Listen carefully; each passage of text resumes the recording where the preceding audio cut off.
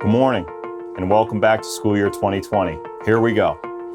If you're wondering where summer went, if your alarm clock scared you this morning, if you struggle to trade your flip-flops for dress shoes, I hope, and if 7 a.m. is a number you still haven't seen since June, please understand these symptoms are positive signs that your summer was restful, rejuvenating, and full of time with family and friends.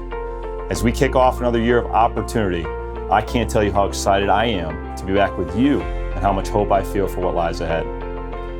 This year, we've decided again to deploy a video convocation to kick off our year. If this comes as a surprise to you right now, wake up. I understand the 7 a.m. thing is real. We found over the past 2 years, this venue provides us with an efficient way to share our district message and to squeeze 2 additional hours out of our busy schedule for you to get your classrooms prepared and ready to welcome our kids back to school on Wednesday. While I miss the personal contact that a more traditional format provides, I hope this trade-off continues to be valuable for you. As always, I want to proclaim the vision of a district committed to building schools to the pride of our community. Pride of our community means that we are that school system that honors the trust of our families who sends us their most prized possession every day, their children. Pride of our community means we're that place where kids know they have a caring adult who believes in them. And pride of our community means that we're that school system whose faculty returns to their home at night tired, but filled with an overwhelming sense of being a part of something truly special. I want to point us to that mission of providing a high-quality learning experience for every child, every day. Quality is found in the moments, quality lessons, quality classroom preparation, quality communication, and quality experiences. At this time of convocation, I want to focus on our core beliefs that identify an East Hartford educator like a badge of distinction, high expectations, unrelenting effort, improving levels of competence, solution focus, relationship orientation, and results-based. These values define us. They define our beliefs, our words, and most importantly, our actions. At each of our school convocations today, our school principals are providing great detail regarding our district and school improvement plans that will guide our work ahead. But this morning, I want to offer a brief summary of the district plan aligned to our 2020 blueprint for achievement. I appreciate your engagement in understanding these broad themes and concepts, and I hope you see them embedded in the work that we'll lead together this year. Here we go. Theme number 1, to do is to learn. Jumping off an old SAT word analogy question, we want to continue to focus on improving student engagement and participation in their own learning. As to do is to learn, so are student-centered environments to improving levels of achievement. We want our classroom to be places that are filled with student voices and opportunities for practice, application, interaction. You see, to put it simply, we know that when our students do, they learn. To be clear, there is and there always will be a place for direct instruction. I don't want to miss that. But with this being said, our goal is to make sure that our kids are the ones lifting the weight, carrying the cognitive load, and engaging with each other rather than sitting as passive receptors of content. From this lens, we ask, who's doing the work in my classroom? How can I shift this lesson from being teacher-centered to student-centered? How long has it been since my students have interacted, applied learning, or demonstrated understanding in today's lesson? How can I modify this lesson so that more kids can be involved in each moment? Thanks in advance for joining us as we invest in this critical component of our students' success. Passed the, anyone? The tariff bill, the Hawley-Smoot Tariff Act. The unforgettable scene from Ferris Bueller's Day Off was meant to be comedy. Let's make sure our classrooms represent a dynamic alternative. Theme number 2, quoting the Rolling Stones, you get what you need. For those of us who've been around the block, we know that never before in the history of education have our kids needed more support regarding social-emotional deficits. Because we prioritize our students' need first, we're actively working to introduce additional programs supports that will better equip our faculty to meet these needs. The sobering fact is that there is no quick fix. There is no magic program, no mystical solution, and no finger-snapping transformation for a student who is coping with deep trauma in his or her life. The reality is the challenges our kids face are resistant to treatment, cyclical, and often misdiagnosed. The empowering truth is that you are our students' best chance to feel loved, respected, and believed in. To that end, we commit this year to doubling down on social-emotional learning through Second Step and School Connect. Let's not say, we know this is important. Let's make it important in our energy by teaching these concepts in the time that we allot and the effort we make to offer this support. We're also developing multiple district programs to better support our most needy students and providing further staff training regarding trauma-informed practice. You told us that you needed real, practical tools that you can use in your classrooms. We hear you, and we're working hard to provide these in a meaningful and timely manner. Theme number 3, make professional development meaningful again. As a district, we have been long aware that our most valuable asset when it comes to helping our kids succeed is a high-quality educator and a faculty member. When I look out at our faculty, I see an amazing team of talented, diverse staff that fill our classrooms, offices, hallways, and common area. That's you. As we've gotten the right people on the right bus, our next step is to commit to growing and improving your professional skills and ability to serve our kids. This year, the district has launched a comprehensive study of all professional development and is working to improve the relevance, efficiency, and meaningfulness of these times. We want our roughly 50 hours of dedicated district professional development to be hours that you value, that you look forward to, and most importantly, you recognize as vital to your self-growth. On your end, we ask you to reflect on your attitude towards professional growth and commit to a growth mindset that brings you to PD, ready to learn with a clear mind, focus on what is there for you. We ask you constantly look for ways you can apply learning in your classroom, take risks, and someday in turn, step forward to lead others from a position of expertise. Simply put, East Hartford is going to get better when we get better.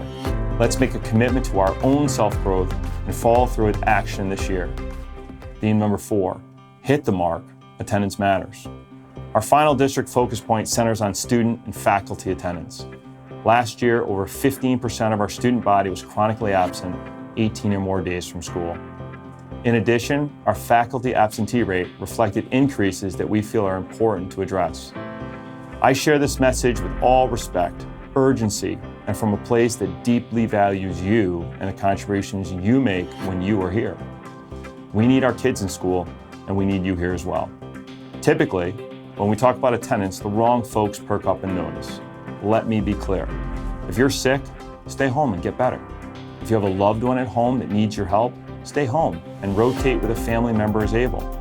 We are, and we always will be, an employee and family-friendly organization. However, within this responsibility, I'm challenging you to review your own attendance record and evaluate what your attendance record says about you as an employee, as a teammate, as a teacher, and as someone who is heavily relied upon by our community.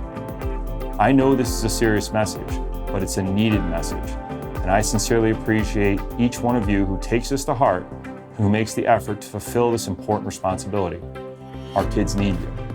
I hope these 4 themes provide you with a snapshot that gives you a general sense of where we're going. It's a lot. It has to be a lot. The opportunity is great, and the time is now for the kids we'll see in just 2 short days. Finally, as I close out this message, I want to take the advantage of having the eyes and ears of over 1,300 employees as we launch this new year by honing our collective attention on that well-known phrase, it's all how you look at it. I can remember from my earliest childhood, my father saying this phrase to me. At the time, I didn't know what it meant. I wasn't sure if he was suggesting I squint my eyes when I looked at a challenging moment, or if I should stand on my head. Years later, I think I finally understood the power of perspective and how my choice of lens makes such a difference in terms of my happiness, my effectiveness, and my impact. It's all how you look at it. In the eyes of some, it's just a hunk of a movable stone. For others, it's a statue of amazing beauty and scale. For some, it's an empty, horizonless expanse. For others, it's a vast and beautiful skyscape that fills humans with wonder, humility, and awe. For some, it's just a job. For others, it's a calling, it's a mission to improve the lives of children. For some, he's what he can't do. For others, he's what he can do and what he will do next. So what do you see? Do you take the time on a daily basis to stop, and reflect on the beauty of having a profession that is truly making a difference for others? Or are you stuck in the shortcomings and inadequacies of the day? Do you count your blessings, or are you calculating your losses? How do you look at it? In 2 days, we start a new school year together. The tides of summer have washed the beach fresh and clean, and new opportunities lie ahead. How do you look at it? My challenge to you is to make a critical commitment over the next 2 days to a perspective of optimism and hope. My challenge is for you to choose positive, to choose hope, and to choose to assume the best. Imagine the impact on our district if all kids come back on the 28th to a district filled with educators who see them as the future. Imagine the power of our parents knowing that we see them as true partners in this winding journey of raising children.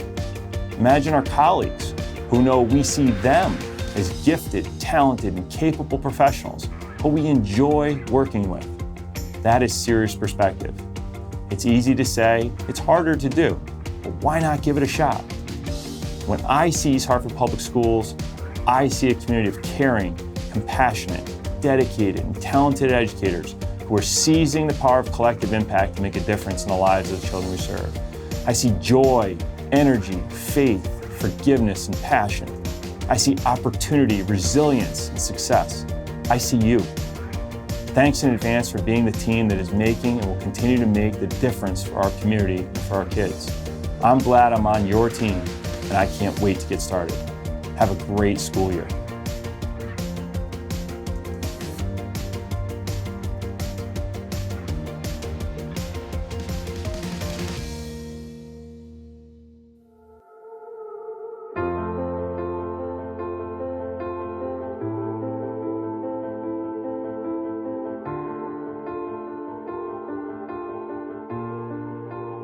To all the teachers starting the year, I wish you the best of luck and hope that what you provided for me, you provide for other students, and that you let each student know that you are there for a reason, that you are there to help them through their 4 years of high school, and that you're always there to help them no matter what.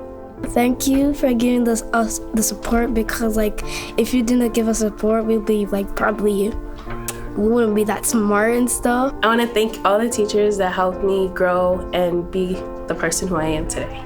I thank them for taking the time to teach us and for making sure we're happy and safe. Thank you for appreciating me and learning and helping me learn so that I can have a good job and I can have a good career, I guess. I think they just need someone who's going to be on their side. If they're going through something, they need someone to encourage them and make them feel loved. You say I'm loved when I can't feel a thing. You say I'm strong when I think I'm weak. And you say I'm held when I am falling short. And when I don't belong, oh, you say I am yours. And I believe, oh, I believe what you say of me. I believe. Mix the fun with education so it would be a little interesting, so it won't be that boring. So then kids would be attracted to learning and would learn more and more progressively. A lot of students, they need guidance. It's not like everyone knows what they're supposed to do most of the time, so it doesn't mean that they're not focused, it's just that sometimes they need someone else to guide them to the right path and what they need to do.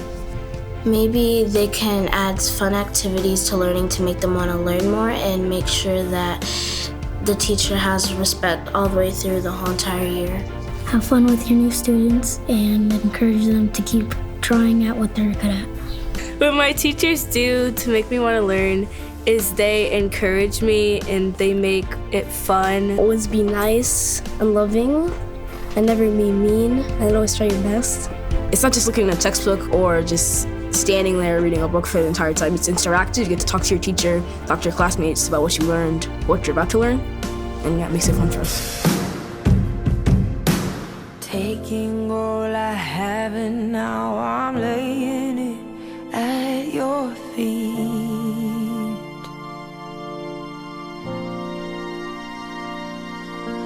You'll have every failure, God. You'll have every victory.